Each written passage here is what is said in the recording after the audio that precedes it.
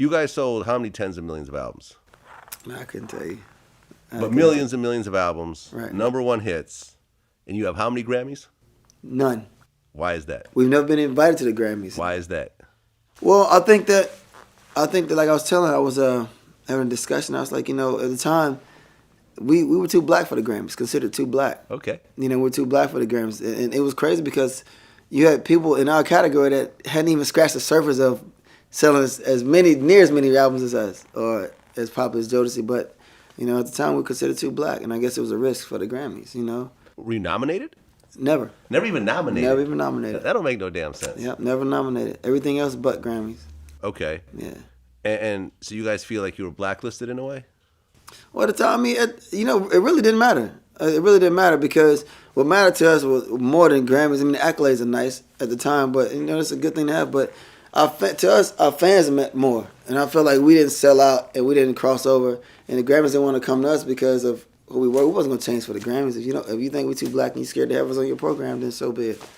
Right, but then fast forward to 2016, you have Kendrick Lamar. Yeah, that's what I'm saying. Doing an African tribal dance with on top of a police car and all this other type of shit in the Grammys. But I think that to me, I think Jodeci opened a lot of doors. We ground and pound for a lot of artists today. Yeah.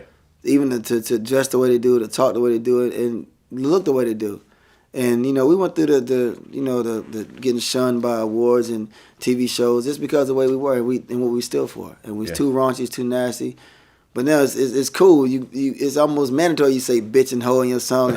And I mean, Right. And when you look so it's almost mandatory, but it is what it is. I mean, when you look at like the Bryson Tillers of the world and the trap soul and stuff like that, that to me is the Jodeci blueprint. Right. They're calling it something else, but it's really what y'all were doing. Yeah. You know what I'm saying? And then you and your brother went on to find Timberland. Yeah, Missy. I discovered Missy, and she brought Timberland along, and along with Magoo and the rest of a whole slew of them people. Yeah, the whole VA. Yeah. I mean, did you guys have any idea what you had on your hands back then? I did. When I first met Missy, I didn't know exactly what it was, but I knew it was something. I said, and she didn't look the part, like I said, all the time. She wasn't the... But she was part of a group, right? She was a part of a group, but her, I saw the light on her. I just knew it was something special about her because, like I said, she wasn't the typical looking R&B chick with the light skin with the long hair. She was totally different from that. She was heavy set. Yeah, she was heavy set, and she wasn't what you would like. Oh, she's a sex symbol. Right, because her first song, she was running like a garbage bag. Yeah. You know what I'm saying? Like a filled up garbage bag looking crazy, but it worked. It worked. For what she was super doing. Duper fly. Super duper fly. When you saw that, were you like, all right? I know it was her. She was always creative like that. She was always creative like that, and whatever she did, I wasn't surprised. I feel you. Now there was talk about drug problems and so forth in the group. Right. Is any of that true? I mean, you look at it like this, man. I think every artist, every rock and roll group has some kind of problems, some kind of vice, some kind of ailment, or whatever it is you want to call it. And Jodeci's no different. And we don't glorify drug use or whatever it is, but everybody has their issues. So whatever it is, hopefully people deal with them the way they deal with them. Right. I mean, there was one video, I think, in Australia with Casey and JoJo, I think, were performing. And he fell out on the stage. Yeah, they just literally just fell off. Right.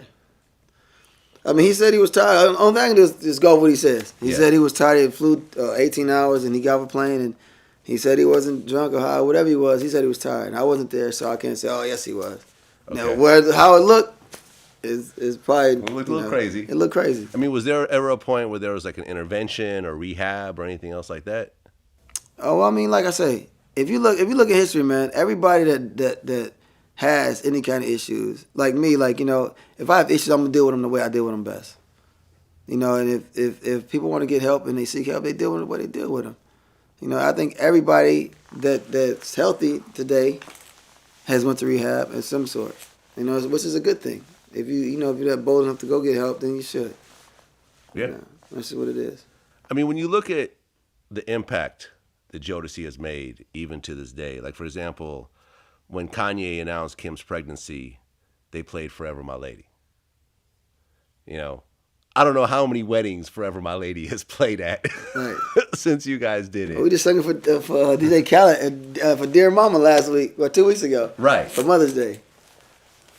When you look back on it, what was really the impact you feel Jodeci made on music?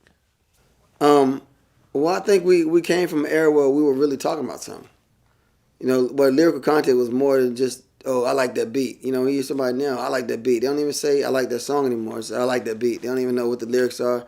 You know, and we were talking about something, so people felt they could relate in some sort of way.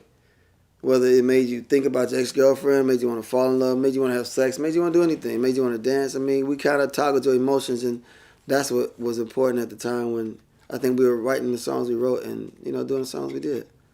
I mean, when you were making these songs like Forever My Lady and Freaking You, did you know how big they were going to impact? I don't think a great writer song writes songs to just wonder how big they're going to be. I think you write from the way you feel at the moment. Yeah. And I think that being that the songs, like people can identify with them, that's what makes songs hit, because you can identify what somebody's saying, you know, at the time. I think when you go out there and, I got to make a big song, bigger than Forever My Lady, then that's when you lose it. You just write what it is at the moment. Yeah. You know? I mean, in terms of the process, what do you think you're most proud of in terms of what you put together? Myself personally? Yeah. Myself personally, I think that I got people to believe, because I was really I spearheaded the campaign of how we look visually, as well as a lot of the sound that matched. And I think that to get them to understand, because they didn't really see all the time how I saw us, because it was always important how we looked, because it made a statement to me every time we on award shows, concerts, and how our shows came across. You know, because I put together our tours, and everything was visual for me. And I think that for me, outside of Devontae being the head guy in charge of most of the music, and I'm being right up under him, I wanted to take on the role of how that we came across as our perception.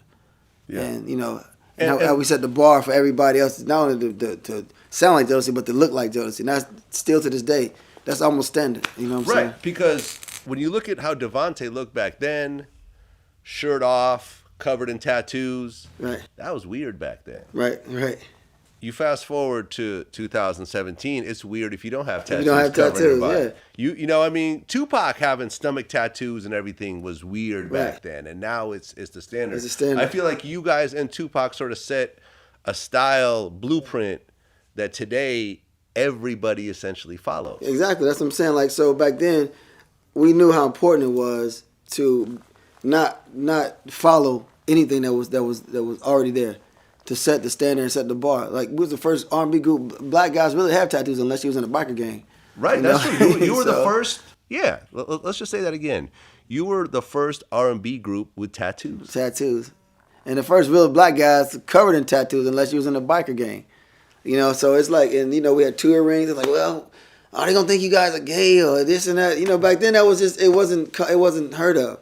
Right. And it was like, if you don't have that mold or that, you know, the blueprint, right, or that uniform, it's because you know, you look at the other R&B groups at the time, they had suits on. They had their, you know what I'm saying, they were smooth. Right. They had the S curl. Right. It was very polished. Right.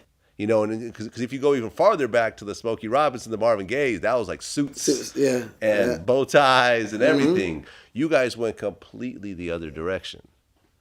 And I think that it made a statement, and it made people definitely, you know, look. Before they heard the music, they saw it, and it's like, oh, wait a minute. Then the songs, and they go with the look, you know. But like I say, sometimes when you go so far left, people they'll get it. It's like a white kid from Calabasas loving gangster music, right? You know, so it's like, you know, they like. I mean, it ties the two ties some kind of way. It's weird like that. And you were like the rapper in the group. I just rapped. I wasn't a rapper. When there was a rap in Jodeci, I did it. Mr. Dalvin was usually the person doing it.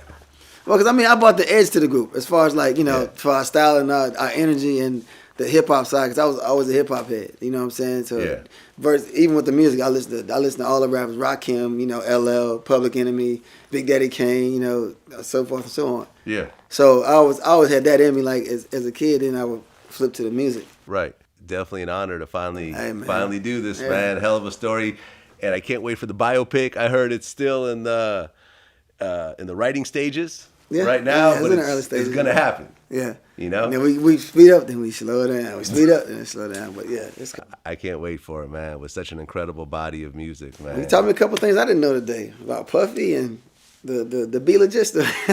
Yeah, man. You know, this is what I do. You do music for a living. I talk to people for a living. That's what it is, Dalvin. Hey.